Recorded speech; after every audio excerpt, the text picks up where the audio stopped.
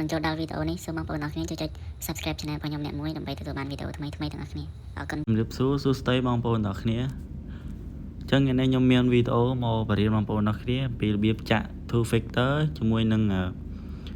របៀប verify តាក់សញ្ញាបត្រទៅលើ PayPal UK បងប្អូនទាំងអស់គ្នាអញ្ចឹងជាដំបូងបងប្អូនទាំងអស់គ្នាត្រូវមានដូចជា VPN នេះមួយជាមួយនឹងនេះកម្មវិធីចាក់នេះហើយ Authenticator នេះកម្មវិធីនេះមួយអញ្ចឹងបងប្អូនទាំងអស់គ្នាត្រូវមានកម្មវិធីនេះមួយអញ្ចឹងបន្ទាប់មកយើងចូលទៅ PayPal របស់គ្នាអញ្ចឹងខ្ញុំសុំចូលទៅ PayPal របស់ខ្ញុំមួយនេះចូលមកនេះ PayPal របស់ខ្ញុំហើយបងប្អូនមិនឆ្ងល់ថាម៉េចក៏ខ្ញុំនេះទេវិញខ្ញុំតែបង្កើតហើយសម្រាប់យកមកធ្វើវីដេអូចេញបង្ហាញបងប្អូនទាំងគ្នាមើលណា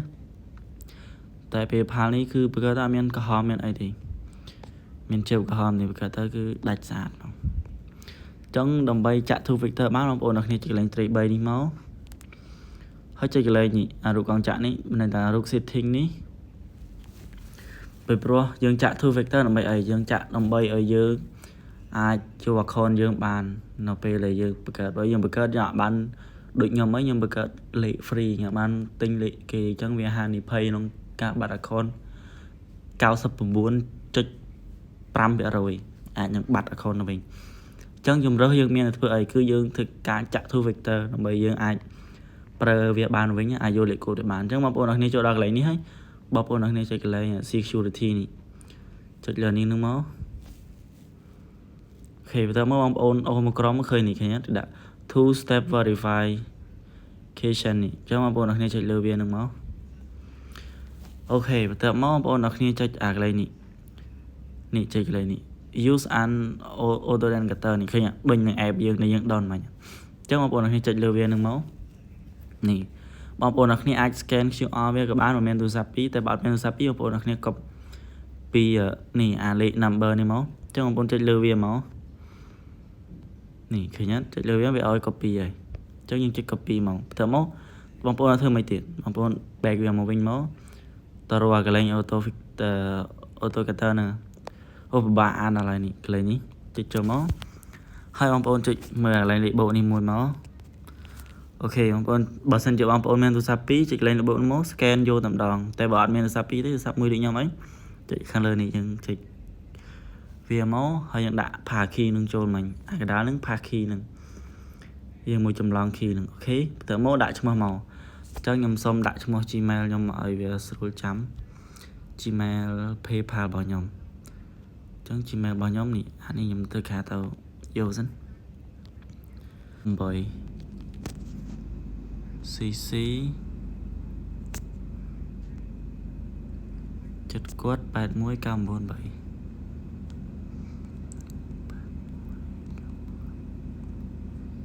ហើយ @gmail យើងមក.c.com អូខេតើមកយើងចុច add ហ្នឹងមកអញ្ចឹងវាបានហើយតើពីបានចេះហើយបងប្អូនអរគ្នាយកលេខនេះមកយកដាក់នឹង auto filter របស់យើងមិញដាក់នឹង PayPal របស់យើងអញ្ចឹង350 831នេះចូលមកលេខនេះមក350 831អូខេបន្ទាប់ពីបាននេះបងប្អូនអរគ្នាចុច confirm អញ្ចឹងដោយសារតែវាយូរពេកបងប្អូនអរគ្នាចាំយកលេខកូដថ្មីនេះអញ្ចឹងលេខកូដថ្មីមានទៀតហើយចេញមកទៀតហើយ739 889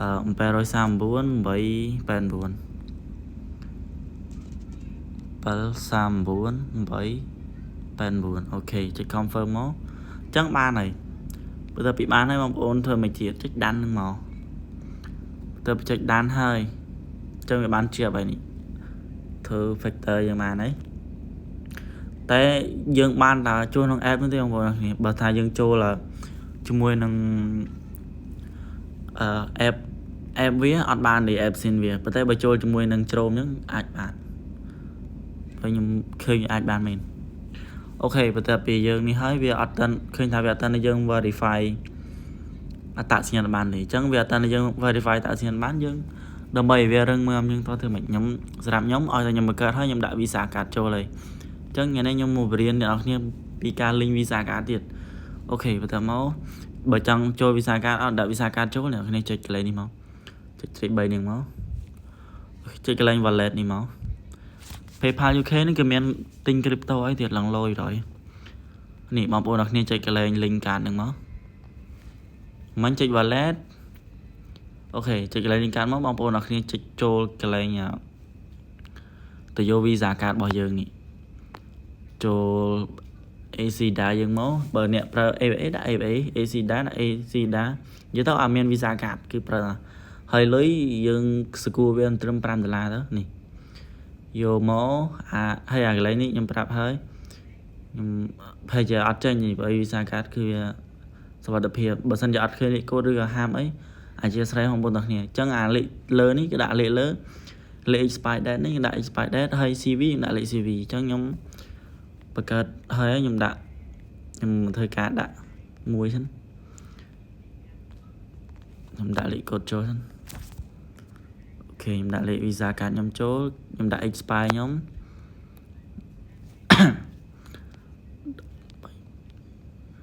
អូខេខ្ញុំសុំតការដាក់សិនហើយ CV និយាយទៅវាទៅចេញត្រង់ visa card គឺដូចគ្នាrồiខ្លីនេះហើយខ្ញុំដាក់សិនអូខេបន្ទាប់ពីខ្ញុំដាក់រួចហើយយើងចុចទាំងអស់គ្នាមកវាកន្លែង link card អញ្ចឹងវាឲ្យ link card ហើយយើងដាក់ save មកហើយឲ្យដាក់ឈ្មោះនេះកន្លែងនេះឲ្យដាក់ឈ្មោះយើងដាក់មកដាក់ថា PayPal ខ្ញុំដាក់ឈ្មោះខ្ញុំវិញបើខ្ញុំមើលទៅតំណងចឹងដាក់ឈ្មោះខ្ញុំវិញជេវាសនាអូខេខ្ញុំឈ្មោះវាសនាអញ្ចឹងខ្ញុំដាក់អស់ហើយខ្ញុំធ្វើការ save card អូខេបន្ទាប់ពី save វាចាប់ដើមផៃអញ្ចឹងខ្ញុំបាន card មួយហើយខ្ញុំចុចពាក្យថា all finish មកអូខេហើយវាឲ្យយើង confirm វាឲ្យយើង confirm កន្លែងនេះខ្ញុំចុច confirm card ហ្នឹងមកហើយវាទៅឲ្យយើងយកលេខកូដ card PP អញ្ចឹងយើងទៅយកកន្លែងណាលេខកូដ card PP ហ្នឹងគឺយកកន្លែងដែលយើង pay លុយដែលវាកាត់លុយចេញពីកុងរបស់យើងចាំមើលវាឲ្យ confirm card PP អញ្ចឹងខ្ញុំទៅស្នើលេខកូដសិនចប់អាកន្លែងនេះដូចអត់ឃើញមានកន្លែងឲ្យដាក់លេខកូដនេះ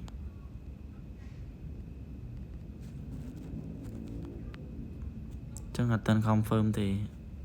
ឡូវខ្ញុំទៅ confirm វាសិន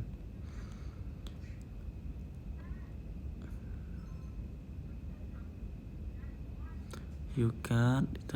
is your bank. Please different card contact. Your card is your request. ចាំតិចខ្ញុំទៅមើលកងខ្ញុំសិនកាត់លុយប្រហែល100ឡាយអូខេខ្ញុំនេះ check មើល wallet របស់ខ្ញុំអាកាតនេះវាអត់បានតិនដកទេអត់ទាន់បានគិតលុយពីយើងទេអញ្ចឹងបានន័យថាវានៅចាំអីមួយទៀតអញ្ចឹងខ្ញុំដោះស្រាយបន្តទៀតសិនខ្ញុំធ្វើការ back ទៅវិញឥឡូវ visa card ខ្ញុំគឺដាក់បានហើយតែខ្ញុំនៅតែ confirm card នឹងមួយទេខ្ញុំអត់ទាន់confirm វាទេអញ្ចឹងខ្ញុំមើលសិនមានអីទេត្រូវអស់ហើយ security code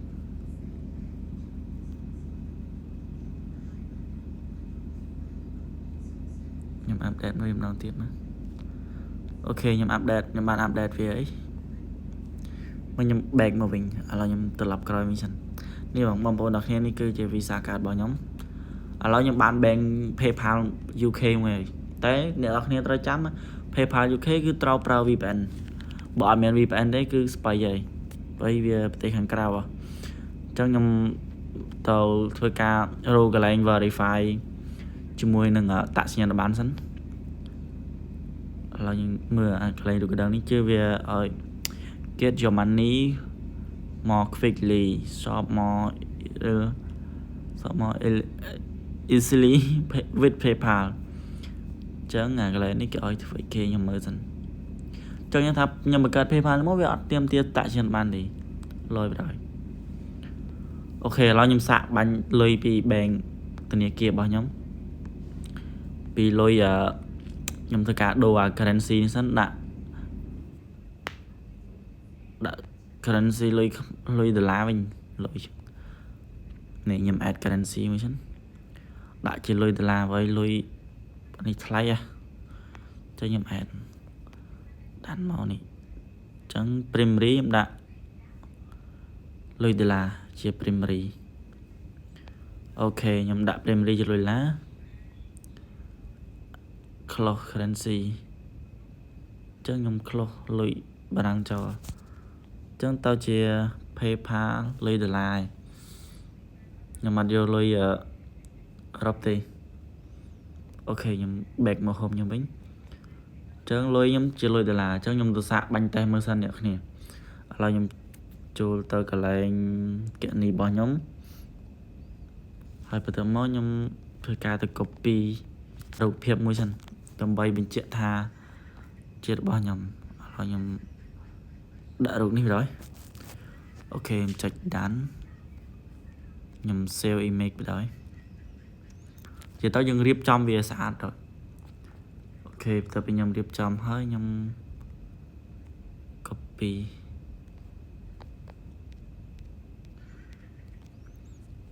វិញអានេះបើសិនជាអត់យល់ត្រង់ណាអាចឆាតមកសួរខ្ញុំបានអ្នកគ្នាហើយមួយទៀតកុំឆាតមកឲ្យខ្ញុំបង្កើតឲ្យខ្ញុំបង្កើតឥឡូវលេខបានហើយវា spam ច្រើនពេកចឹងវាអាចហានិភ័យនេះអាកន្លែងនេះកន្លែងយើង add password យើងចូលតែយើងអត់មាន password ទេយើងមានតែ ID card ចឹងវាអត់ត្រូវការ ID card ផងចឹងយើងមិនដាក់ទេមិនដាក់ ID card ទេចឹងនៅ London និយាយទៅគឺក្រៅប្រទេសហើយឥឡូវខ្ញុំធ្វើការ back ទៅ home វិញហើយខ្ញុំ send money សមើលខ្ញុំ send money ចូលមក PayPal របស់ខ្ញុំ PayPal ខ្ញុំដែលប្រើរាល់ថ្ងៃនេះ PayPal ឥណ្ឌូនេស៊ីចឹងខ្ញុំសាក send សមើលអាចទៅបានអត់ឥឡូវខ្ញុំ send ខ្ញុំថាយកលេខ ID card យកលេខ ID PayPal គឺ send អត់ចេញអត់មានទេចឹងយើងទៅយក Gmail វិញចឹងអូខេខ្ញុំវីដេអូនេះខ្ញុំធ្វើ full ឲ្យអ្នកគ្នាមើលយល់ខ្ញុំបានកាត់អីទេសុខចិត្តឲ្យវែងហើយអ្នកគ្នាចុចខាទៅប្រសើរជាងអ្នកគ្នាមើលអត់យល់តែពេលមើលអត់យល់ដូចជាការចែករំលែករបស់ខ្ញុំគឺនៅតែអត់ប្រយោជន៍តែបងប្អូនអត់ចេះដែរអញ្ចឹងខ្ញុំធ្វើមួយ step ឲ្យយល់តែអានេះខ្ញុំអូសចាញ់អូសតោះរៀងលឿនពេកអធិស្ឋានបងប្អូនតោះខ្ញុំធ្វើការមកបាញ់លុយសិនមើលអូខេយើង confirm ហើយឥឡូវខ្ញុំបាញ់លុយសិនខ្ញុំបាញ់ 0.01 បើបាញ់ទៅវាកាត់ fee នេះអ្នកគ្នាឃើញអត់ឃើញវាកាត់ fee អានេះបូក1ហ្នឹងបានន័យថាវាឆាតដូចយើងវេលុយពី True Money ទៅផ្ទះទៅអីចឹងគេ10000អីគេគិតសេវា17500អីចឹងអានេះដូចគ្នាយើងវេទៅមួយសេនគេគិតមួយសេនអញ្ចឹងអស់2សេនអញ្ចឹងយើងវេទៅអស់2សេនអញ្ចឹងដើម្បីវេទៅឲ្យខាងនោះវិញបានយើងវេទៅ3សេនវេទៅ3សេនទីកាន់តែច្រើនទៅឥឡូវវេទៅ3សេនទៅបើសិនវេទៅ3សេនវាកាត់សេវាបាន free 6អានេះកាន់ទៅវេកាន់តែច្រើនគុណកាន់តែច្រើនអញ្ចឹងយើងមួយសិនយើងមួយសិនហ្នឹងអូខេយើងវេទៅមួយសេនសិនរៃលុយយើងអាតាមនេះយើងអត់តិនរោលុយតាម Facebook បានទេនេះបងប្អូនចេះវេលុយអត់នេះអាកន្លែងនេះយើងគ្រីយក balance បើគ្រីយក Visa card កាត់លុយពីកង់យើងខ្ទេចអញ្ចឹងគ្រីយក balance នេះវាកាត់លុយពីកង់ PayPal តែបើ Visa card ហ្នឹងកាត់លុយពីកង់ខ្មែរយើងអញ្ចឹងយកឥឡូវគ្រីមកនេះហើយបើសិនជាឧទាហរណ៍ថាវាចេញនេះចេញទៅរងចេះ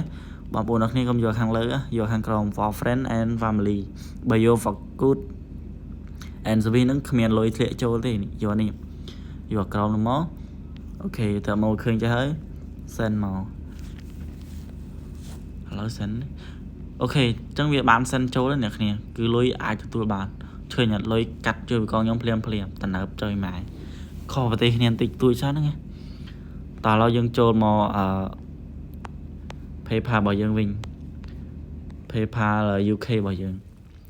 ចាកន្លែងនេះខ្ញុំគិតថាចង់យកមក copy ខ្ញុំ PLC អូខេឥឡូវខ្ញុំដាក់វាទួយបងប្អូនយកចុចមកកន្លែង home នោះមកណែឃើញអត់លុយយើងចូលហើយអូខេបន្ទាប់ពីលុយយើងចូលហើយយើងសាកបាញ់ទៅវិញទាំងបានអត់បើថាអត់បានទេយើងដោះស្រាយគ្នាទៀតតែបើថាបានយើងអូខេឥ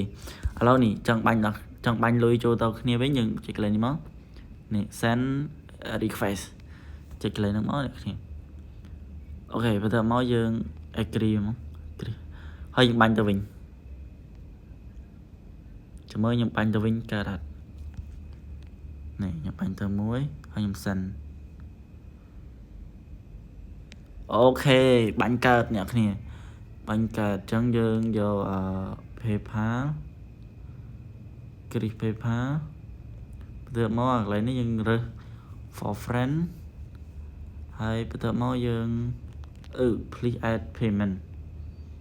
អីគេហ្នឹងចំអ្វីហ្នឹងអានេះសង្ស័យឲ្យខ្ញុំបាញ់តាម Visa កាលមកអញ្ចឹងខ្ញុំសារថ្មីខ្ញុំថយក្រោយអញ្ចឹងយើងថយក្រោយបន្តិចទៀតតោះដំបូងយើងចុចមកលើវាមកយើងចុចថាបយើងចុចនេះចុចឲ្យកន្លែងលុយនេះយើងដាក់ម៉ាស៊ីនមកហើយយើងចុចពាក្យថា send វានាំយើងមកដល់កន្លែងនេះយើងចុចពាក្យថា balance យើងគ្រីសវាមកយើង next វាមួយអូខេបន្ទាប់មកយើងរើសកន្លែង friend នេះយើងដាក់ continue វាដាក់ថា please add payment option អញ្ចឹងបើន័យថាលុយវាអត់គ្រប់កំដឹងដែរអ្នកគ្នាជាមួយខ្ញុំចំណាយលុយអ្នកគ្នាមើលទៀតអាប៉ែនេះតំណើបដែរវៃដាក់ Visa card អីមកទា Visa card អី bank នេះវៃឥឡូវខ្ញុំថែមម៉ាស៊ីនទៀតខ្ញុំចំណាយលុយធ្វើវីដេអូបងប្អូនមើលយល់ទៀតឥឡូវខ្ញុំបាញ់ថែមម៉ាស៊ីនទៀតដល់កហើយនេះខ្ញុំបាញ់ថែមទៅសិន